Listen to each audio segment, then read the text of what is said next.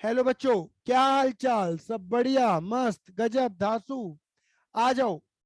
आज हम सीखेंगे कॉन्सेप्ट पहले, फिर क्वेश्चन करेंगे। पहले कॉन्सेप्ट सीखेंगे, फिर क्वेश्चन करेंगे। कॉन्सेप्ट कौन सा सीखेंगे भैया, बताओ ना। बेटा कॉन्सेप्ट सीखेंगे पैडी कैश बुक का। बेटा कॉन्सेप्ट सीखेंगे पैडी कैश बुक का, पैडी कैश बुक। भैया ये पैडी कैश बुक क्या होती है, पहले हमें ये बताओ, हमें सिखा क्यों रहे हो आप? हाँ ये ना, आप बताओ भैया सिखा क्यों रहे हो? बेटे जो पेडी कैश बुक होती है ना, ये इसके पीछे सिर्फ एक कारण होता है कि जो हमारे मिसलेनियस एक्सपेंडिचर होते हैं, जो हमारे छोटे मोटे खर्चे होते हैं ना, उन खर्चों को कंट्रोल करने के लिए, उन खर्चों के ऊपर कंट्रोल करने के लिए हम ये पेडी कैश बुक का कॉन्सेप्ट फॉलो करते हैं। आपको कि भाई ये छोटे मोटे खर्चे मतलब समझ में नहीं आई, थोड़ा सा हमें समझा दो, बुझा दो कि क्या कहती है पहेली। बेटा एक्चुअली में होता क्या है कि लोगों को ना एक आदत है इस दुनिया में कि लोगों को अपने बड़े बड़े खर्चे तो याद रहते हैं, छोटे छोटे खर्चे भूल जाते हैं लोग। और ये छोटे छोटे खर्चे बहुत ज्यादा एडवर्स इफेक्ट डालते हैं। जैसे कि आप ये अंदाजा लगाओ, वैसे तो देखो कोई बुरी चीज नहीं है, लेकिन कई लोग इसे बुरी चीज कह देते हैं। जैसे कि लाइक पान, कई लोगों को पान खाना पसंद है, बट मुझे बहुत पसंद है। और स्पेशली मीठा, मतलब मैं कोई इसमें गुटखा वुटका लगा के नहीं खाता। ठीक है। अब मैं एक दुकान पे गया, ठीक है ना, मैं एक दुकान पे गया, मैंने बोला भैया पान दे दो। ठीक है ना, अपने लिए भी लिया और अपने घर वालों के लिए भी लिया, सबको पसंद है क्योंकि। ठीक है ना, तो भैया सबके लिए मैंने मीठे पान लगवा लिए। तभी क्योंकि आपको पता है, जैसे मैं गया पान की दुकान पे तो और भी ग्राहक आते हैं। जैसे कोई कहता है भाई ये मार्बुलाइट दे देना, ठीक है ना, कोई रजनीगंधा, कोई तानसेन, कोई बिमला पसंद, कोई राम पसंद, कोई शिखर, पता नहीं कोई अलग अलग गुटके खाते हैं लोग। बोलो हाँ या ना। अब यही बात यहाँ पर है। मैंने एक अंदाजा लगाया, मैंने एक अंदाजा लगाया मेरे बेटा जी। मान के चलो, एक एग्जाम्पल दे रही है, मैं समझ रहा मैं खाता हूँ ये ठीक है। मैंने एक अंदाजा लगाया, मेरे घर में एक आंटी आती, काम वाली आंटी। क्लियर है नहीं, काम वाली आंटी आती है। वो खाती है विवेक, मैं सिगर खाती हूँ सिगर। ये है गुटखा, ये गुटखा ही है, गुटखा ही रहेगा। क्लियर है, गुटखा। क्लियर है। अब भैया वो आता है 5 रुपए का, 5 रुपए का। बात क्लियर हुई नहीं हुई? 5 रुपए का आता है एक गुटखा। और दिन भर में मैं मान के चलता हूँ ऑन एन एवरेज एक बंदा 3 चबा जाता होगा।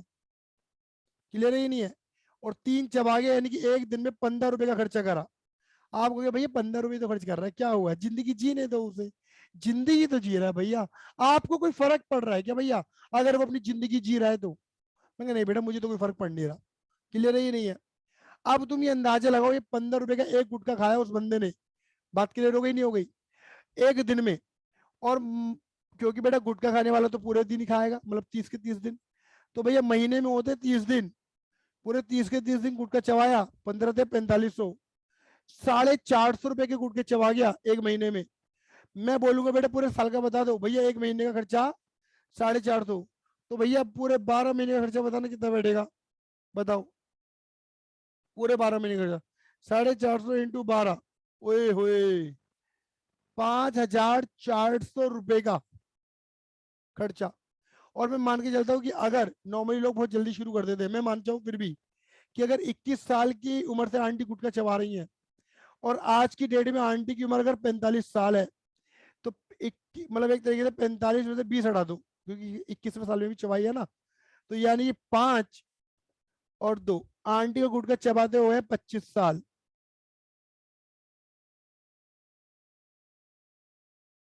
एक साल में आंटी 5400 को गुटखा चबा रही हैं, तो 25 साल में कितना हो गया, ओए होए,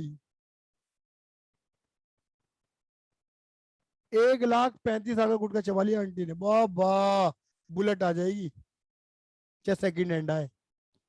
क्लियर ही नहीं है, इतना गुटखा चबा लिए। तो मैंने ये सोचा कि लोग जो सिगरेट पीते हैं, गुटखा खाते हैं, ये तो एक शिकार ले रहा हूँ, और भी 25 मतलब और महंगे महंगे भी आते हैं। डेली के लोग सिगरेट फूक देते हैं, 6 6 5 5, सबकी पता लिमिट ही नहीं है। और जो ड्रिंक करते हैं, अरे भैया क्या बताओ, तो उनका तो पता नहीं अलग ही एक छोटा मोटा खर्चे का दायरा अलग ही ज्यादा है। उन्हें पता नहीं कि कब में कितना पैसा उड़ रहा है उनका, वो सेव कर सकते थे बट उड़ा रहे हैं। क्लियर ही नहीं है? तो इन छोटे मोटे खर्चों को कंट्रोल करने के लिए ये पैटी कैश बुक सिखाई जाती है मेरे बेटे जी। मैं एक छोटा सा एग्जांपल अपना भी देता हूँ बेटा। एक टाइम में ना मेरे पे वोडाफोन का, वोडा का नंबर हुआ करता था, आज भी वही नंबर है। ठीक है ना, वोडाफोन आइडिया का, बट मैंने थे कई बार आइडिया में, एयरटेल में, फिर फिर दोबारा अब वोडाफोन इनमें आ गया मेरा नंबर। ठीक है, उस टाइम पे एक प्लान चला करता था 500 रुपए में अनलिमिटेड, मैंने 500 रुपए में अनलिमिटेड कॉल करो, वोडा टू वोडा। और इसमें वो भी मिलते थे, रुपए भी मिलते थे कुछ, 400 रुपए, 350 रुपए समथिंग मिलते थे। अब पता क्या, इसमें जितना मुझे टॉपअप मिलता था ना, पहले प्लान महंगे तब सस्ते हैं, और मुझे जितना टॉपअप मिलता था, वो टॉपअप मेरा विद इन 1 वीक खत्म हो जाता था। बात क्लियर हो गई नहीं हो गई? मतलब एक तरीके से एक हफ्ते में मेरा मोबाइल का खर्चा 500 रुपये आ रहा है, आपको कहोगे भैया बहुत ज्यादा आ रहा है ये तो। और मैं यानी कि अगर हर हफ्ते रिचार्ज करा रहा हूँ, तो यानी कि ऑन एन एवरेज 4 हफ्ते होते हैं, तो 4 हफ्तों में मैं यानी कि एक महीने में 4 हफ्ते, तो 4 हफ्तों में मैं कितना खर्चा कर रहा हूँ, महीने भर का खर्चा 2,000 रुपये। इसे 4 हफ्तों का खर्चा बोलो, ये नॉर्मल ऑन एन एवरेज एक महीने का खर्चा 2,000 रुपये। और यानी कि अगर मैं 12 महीने का लगाऊंगा तो बताओ क्या हो रहा है, 24,000 रुपये सिर्फ बात करने में खर्च हो रहे हैं, मतलब मोबाइलों के ऊपर खर्च हो रहे हैं मेरे। कितना बड़ा अमाउंट इन्वॉल्व हो रहा है, आप देख रहे हो। मैंने देखा, अरे उड़ी बाबा। और ये पता है कौन सा प्लान था, ये प्रीपेड प्लान था मेरे बेटे जी, क्योंकि रिचार्ज करवाता था ना, रिचार्ज, ये प्रीपेड प्लान था मेरे बेटे जी। उड़ी बाबा, ये तो बहुत ज्यादा रुपया हो रहा है, क्या करूं मैं।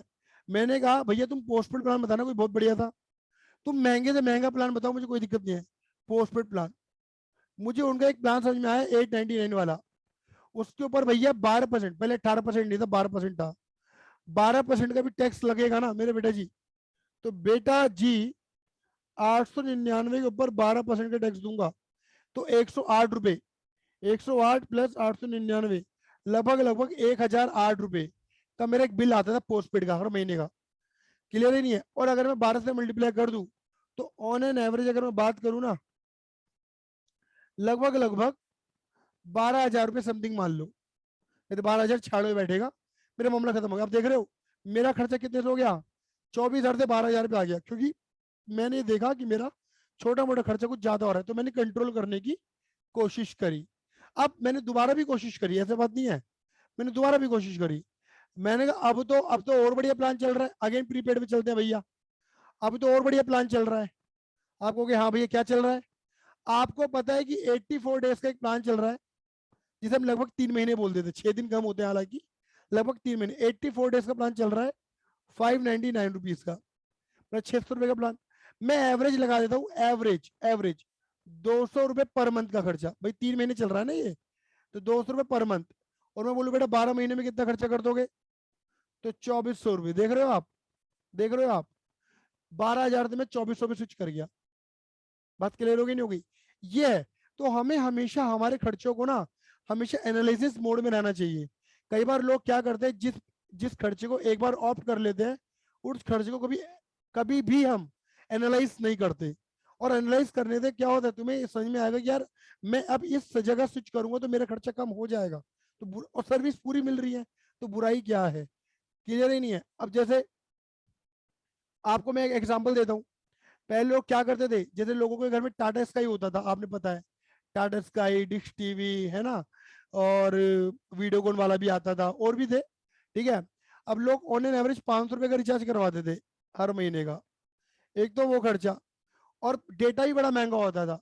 ठीक है ना, मैं कह रहा हूँ वाईफाई भी लगवा रहे हैं तो 500 रुपए, चलो वाईफाई का प्लान ले लो, वाईफाई का प्लान ऐसे, तो ऐसे एक अलग प्लान होता था, मतलब ये 1,000 रुपए का अलग खर्चा बैठता था। आज की डेट में आपको पता है कि मार्केट इतनी ड्रास्टिक चेंज आ रही है कि टाटा स्काई, डिश टीवी, इनकी मार्केट ऑलमोस्ट खत्म है। मतलब अगर जिनके घरों में स्मार्ट टीवी आ चुके हैं, उन्होंने उनके पास समझ में आ गई है कि मैं एक एयरटेल का ना वाईफाई का ही प्लान ले लेता हूँ। मैं एक एयरटेल का, मैं प्रमोशन नहीं कर रहा, कंपनी मुझे रुपए नहीं दे रही, मैं एयरटेल का ना एक 599, 499 का अगर एक प्लान भी ले लेता हूँ ना, और मेरे पास स्मार्ट टीवी वैसे भी है ही, तो वाईफाई वाईफाई मिल गया, और स्मार्ट टीवी के अंदर सब कुछ मिल जाएगा, मुझे नेटफ्लिक्स भी दे देंगे, मुझे हॉट स्टार भी दे देंगे, अच्छी अच्छी सारी ऐप मिल जाएंगी, मुझे प्राइम भी मिल जाएगा। आप देख रहे हो, वन टाइम एक्सपेंडिचर, आप देख रहे हो, यही खर्चा जस्ट आधा हो गया। बट आपको करना क्या होगा, आपको इन खर्चों को एनालाइज करना होगा। ये पैटी कैश बुक का एक बेसिक कॉन्सेप्ट है, जो रिकरिंग नेचर में रिव्यू करवाता है हमारे छोटे छोटे खर्चों को। यही कॉन्सेप्ट है जिससे हम पैटी कैश बुक बनाते हैं, जिससे हम छोटे मोटे खर्चों को एनालाइज कर पाए, रिव्यू कर पाए, क्या कोई खर्चा ज्यादा तो नहीं हो रहा। क्लियर है। इन छोटे मोटे खर्चों को खत्म करने के लिए हम एक सिस्टम को भी अडॉप्ट करते हैं। उस सिस्टम का नाम होता है मेरे बेटा जी इम्प्रेस्ड सिस्टम। क्या बोलते हैं, जोर से बोलो, इम्प्रेस्ड सिस्टम, आवाज नहीं है, जोर से बोलो, impressed system of petty cash. Petty cash मैंने सुनी है, impress system of petty cash, clear ही नहीं है भैया ये impress system of petty cash क्या होता है। बेटा आप सभी को पता है कि अभी तो आप कक्षा 11वीं में हो, खैर जब आप क्लास 12th में होंगे, क्लास 12th में होंगे और तुम्हारे स्कूल वाले तुमको फेयरवेल पार्टी नहीं देंगे, तो तुम्हारे क्लास के जो 40 बच्चे होंगे उन 40 बच्चों में कुछ 4 बच्चे खुराफाती होंगे जो पार्टी एडिक्टेड होते हैं, जिन्हें पार्टी करना कराना बड़ा पसंद होता है।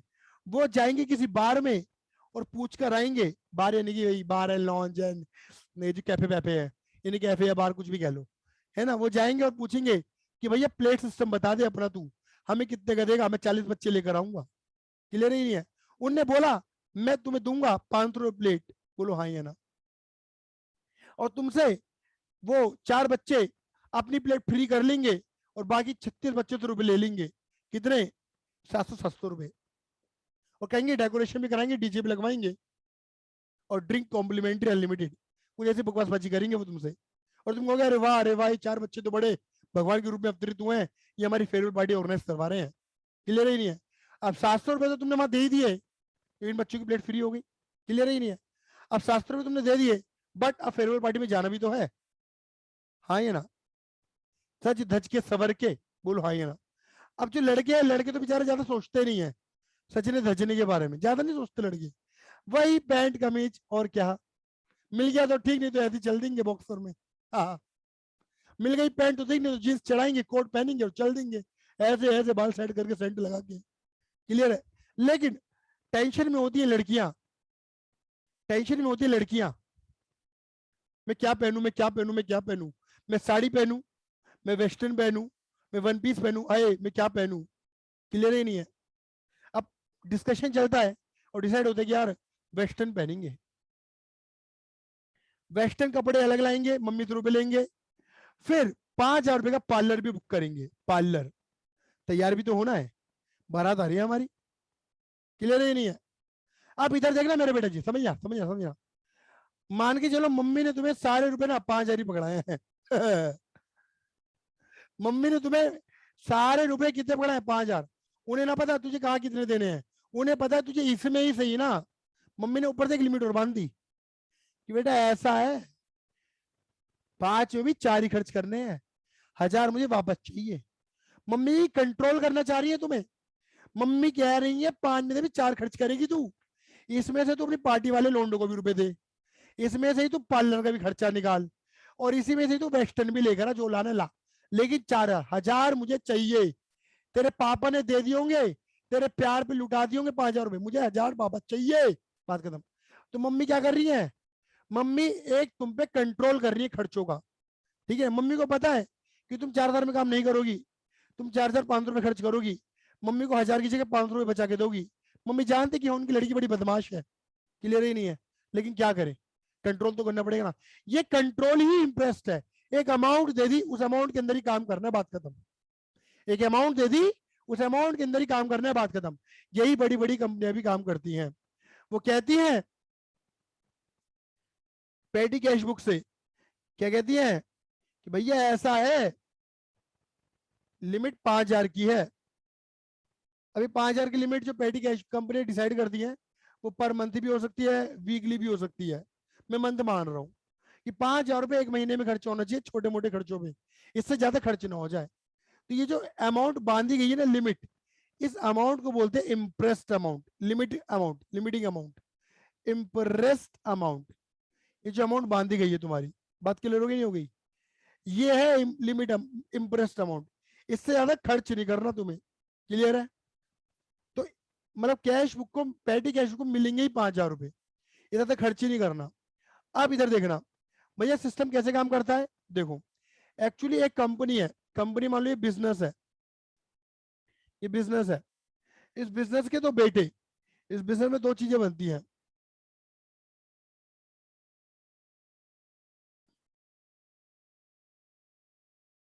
इसमें दो चीजें बनती है, एक तो बनती है कैश बुक, और एक बनती है पेटी कैश बुक। कई बार बच्चे एक सवाल पूछ बैठते कि भैया क्या कैश बुक से काम नहीं चल रहा था, क्या कैश बुक से काम नहीं चल रहा था जो पेटी को भी लेकर आ गए। तो बेटा देखो सिखाता हूं मैं तुम्हें ऐसा क्यों करा इन्होंने। बेटा मान लो यह है दादाजी और यह दादा का बेटा यानी कि पापा, और यह है उस दादा का पोता। मतलब ये जो है पेटी कैशू इसका बेटा है और ये इसका बेटा है, दादा पापा और पोता, ये तीन है। एक्चुअली क्या होता है कि कंपनी ये चाहती है कि जो बड़ी बड़ी ट्रांजेक्शन और क्रूशियल ट्रांजेक्शन है वो यहाँ नजर आए, और हमारी कैश बुक अननेसेसरी बड़ी नजर ना आए छोटे मोटे खर्चों के कारण, 50 100 54 वाले रुपयों के कारण। और जो पेटी कैश बुक है इसके अंदर सारे छोटे छोटे खर्चे नजर आए। मतलब कंपनी क्या करती है अपने छोटे और बड़े खर्चों को बांट देती है, जैसे छोटे खर्चे अलग देख लो, बड़े खर्चे अलग देख लो, क्रूशियल सारे खर्चे अलग अलग देख लो। बात क्लियर हुई नहीं हुई? इसलिए पैटी के कॉन्सेप्ट को देखा जाता है कि जिससे कैश बुक में बड़े बड़े खर्चे दिखे, इंपॉर्टेंट खर्चे दिखे और अननेसेसरी कैश बुक बड़ी ना दिखे, इसलिए पैटी कैश बुक को अडॉप्ट किया जाता है। और दादा ने बोला पोते से, सुन पोते 5,000 से ज्यादा खर्च नहीं करना तुझे। ये क्या लगा दी, दादा ने लिमिट लगा दी, इंप्रेस्ड अमाउंट 5,000 रुपए। तो पोते ने बोला दादाजी से, दादाजी दादाजी दादाजी दादाजी 5,000 रुपए खर्च करने के लिए 5,000 होने भी तो चाहिए, तो दो ना, तो दो ना 5,000 रुपए। दादाजी ने बोला जा अपने पापा से ले ले, जा अपने पापा से ले, सारा पैसा उन्हीं के पास रहता है। क्लियर ही नहीं है? तो ये पैटी कैशू कैशू के पास जाती है और बोलती है पापा पापा पापा, पापा मैं आ गया इस दुनिया में, पापा। कैशू कहती है हाँ तू कौन? पापा मैं आपका बेटा, अभी आया, दादाजी ने बुलाया है। क्यों? पापा छोटे मोटे खर्चे मैं रिकॉर्ड करूंगा, तुम बड़े बड़े खर्चे रिकॉर्ड करना। ठीक है तो क्या चाहिए तुझे मुझसे, चल। पापा ऐसे छोटे मोटे खर्च करने के लिए ना 5,000 रुपए चाहिए, दादाजी ने बोला है। और पापा ने, दादाजी ने बोला कि जा अपने पापा से ले ले। क्लियर? तो बेटा ये बेटा गया पापा के पास और पापा ने बोला अच्छा चल ठीक है, तेरे दादाजी ने बोला तो मैं दे देता हूँ। तो हुआ क्या, बेटा तो पीछे खड़ा था ऐसे करके, पापा ने क्या करा, तिजोरी खोली ऐसे, 500 के 10 नोट गिने, 1 2 3, देख तू नहीं रहा, 1 2 3 4 5 6 7 8 9 10, तिजोरी बंद करी, ले पकड़ आराम से, 5,000 रुपए दे दिए बेटे को, जा उड़ा मोच कर।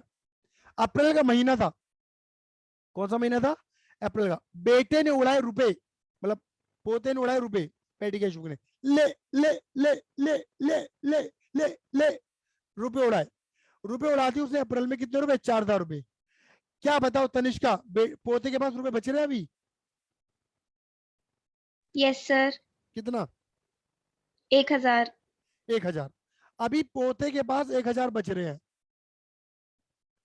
लेकिन पोता है शाना, आ गया अगला महीना, हर महीने की लिमिट 5,000 की है ना, तो अगला फिर दोबारा गया मई के महीने में, पापा पापा पापा पापा, अगला महीना आ गया, 5,000 रुपए हैं, अभी तो दिए थे, क्योंकि हर पेरेंट्स ऐसे ही बोलता है, जब भी तुम बैठो तो अभी तो दिए थे तुझे फिर मांगने आ गई, तो ऐसे ही बोलते हैं यहाँ पर भी इंडियन पेरेंट्स। अभी तो दिए थे पापा, वो तो पिछले महीने दिए थे, अब अगला महीना मई का दे दो रुपया। पापा कहते हैं अब पिछले महीने जो रुपया देते हो कहाँ खर्च करा, पापा हो गए खर्च, दिखा जरा अपनी क्या पेटी कैश बुक, पेटी देखो, तो 4,000 रिकॉर्ड हुआ ये तो, हाँ 1,000 है मेरे पास, 1,000 है ना, ठीक। अब पापा ने क्या करा, तिजोरी खोली, 500 के कितने नोट निकले, 8, 1 2 3 4 5 6 7 8, ले पकड़। तो पापा ने क्या करा, 4,000 रुपए पकड़ा दिए। बात क्लियर हो गई?